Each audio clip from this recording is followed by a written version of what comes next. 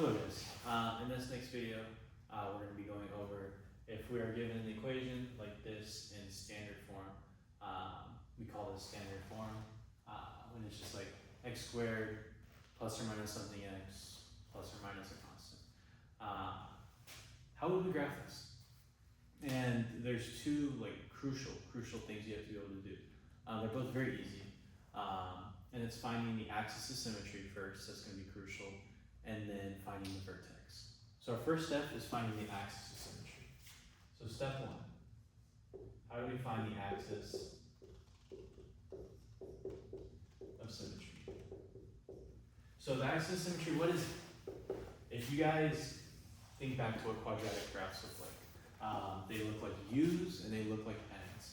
But you should be able to notice, this isn't going to be perfect, but they're like proportionally from a certain point, so whatever point is at the bottom, everything on the left side is the same as everything on the right side.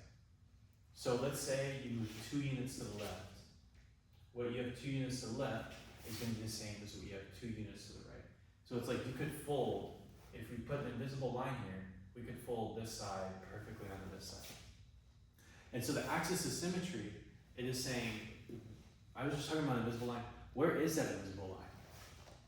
What is the x value at this invisible line? Because if we can figure that out, it makes things way easier than graphing. So we find our axis of symmetry using this formula. X equals negative b over 2a. What's b, what's a? Well, to do that, we got to go back to our equation. We got to label a, b, and c. A is just the number in front of x squared. B is the number in front of x. C is a constant.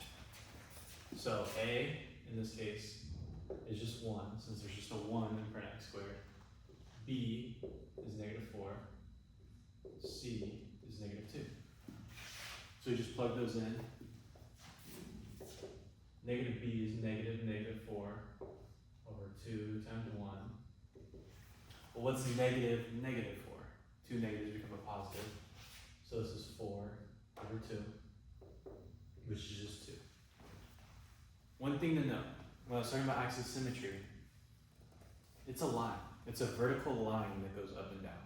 So what's the equation of the vertical line? It's not just 2. You have to write x equals 2. And that is the equation for the axis of symmetry. Next, we got to use that to find the vertex. Because as I go back to this example I had over here, we had that invisible line that passed through this point down here. That was a point where the graph kind of split in half. The absolute minimum or the absolute maximum point. Well, how do we figure out this point? That point is very important, and we call it the vertex. So how we figure out the vertex is we know that this dotted line, the axis of symmetry, it goes through the vertex, right? It goes through the x value of the vertex. So the vertex has to have the same x value as the axis of symmetry. So we can use that by doing this. We just take our original equation, so in this case x squared minus 4x minus 2,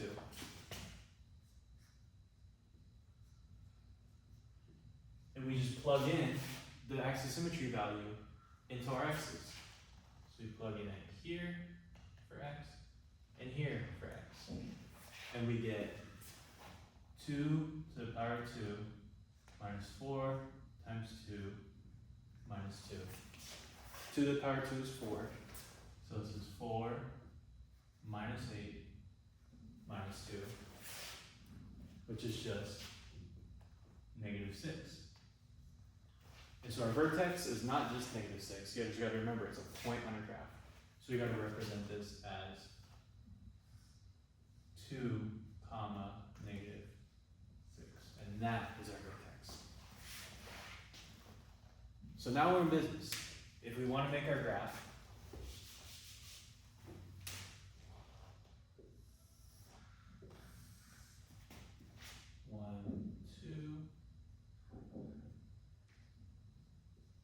we know that the point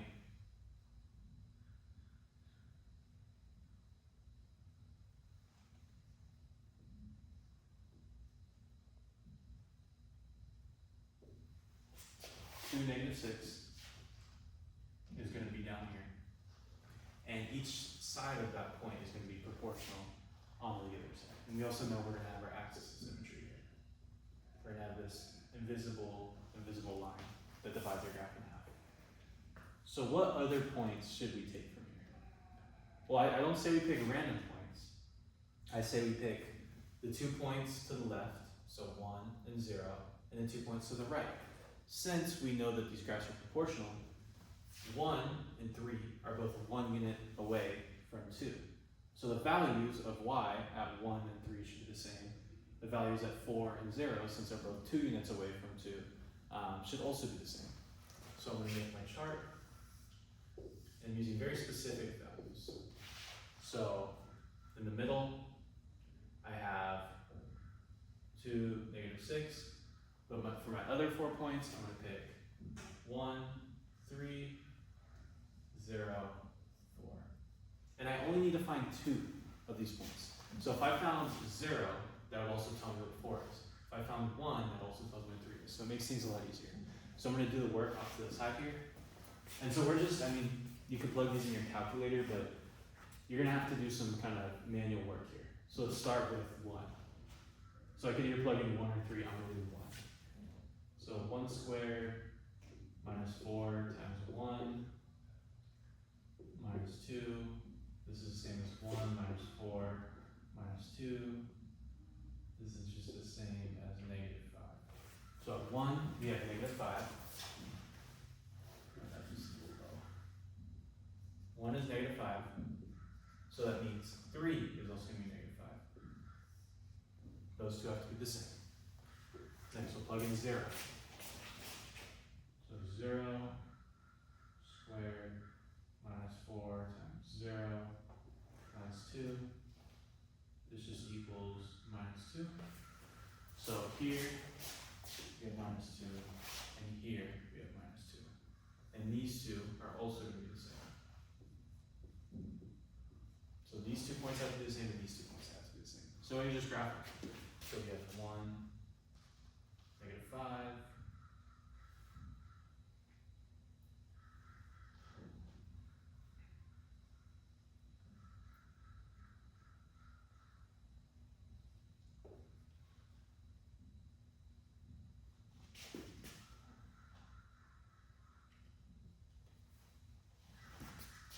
All right, so there it is. There's our graph.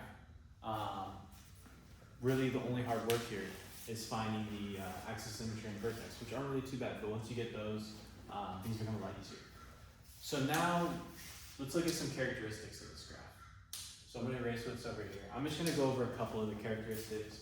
That's like the 4 key characteristics in math that just keep on coming back forever. So we have domain, range, x-intercept,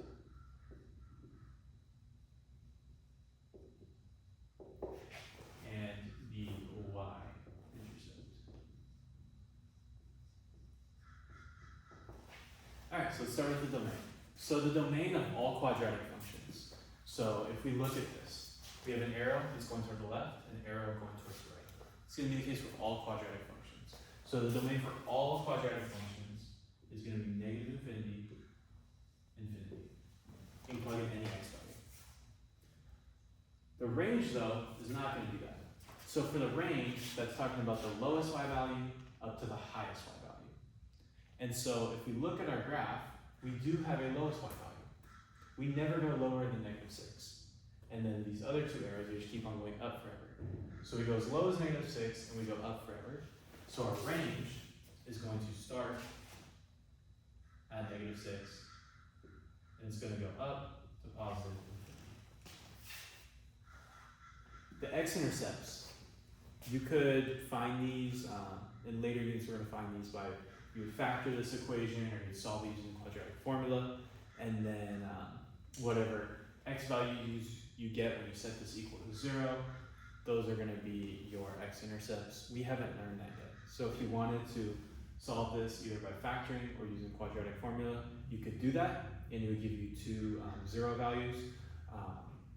but we haven't learned that yet. So we're just gonna kind of eyeball it. So I'd say, if I'm just guessing, I just kind of continue this line out. I would say negative 0.5 and 4.5. I'd say those sound about right. So these don't need to be perfect. Negative 0.5, comma 0, and 4.5. I'm not saying those are the exact x-intercepts. I'm just kind of eyeballing it. I'm seeing that we're going up at a fast pace here, here. That's probably gonna be closer to like 4.3, but somewhere in that. I'm not gonna ding you as long as you don't put like 20 and whatever. I don't know. Just a good guess. The y-intercept is just gonna be whatever number is c. The y-intercept is the same as c. So c is negative 2. So your y-intercept, remember the y-intercept is a point, so it's going to be 0, comma, negative 2. So you're always going to have a y-intercept on all quadratic graphs. You're not always going to have x-intercepts. So let's say this graph started like up here, and it went up like this. It would never cross through the x-axis, so there would be no x-intercepts there. But in this case, it does cross, so we do have 2 x-intercepts. So for all quadratic graphs, you either have 0 or 2 x-intercepts. And that is it, ladies and gentlemen.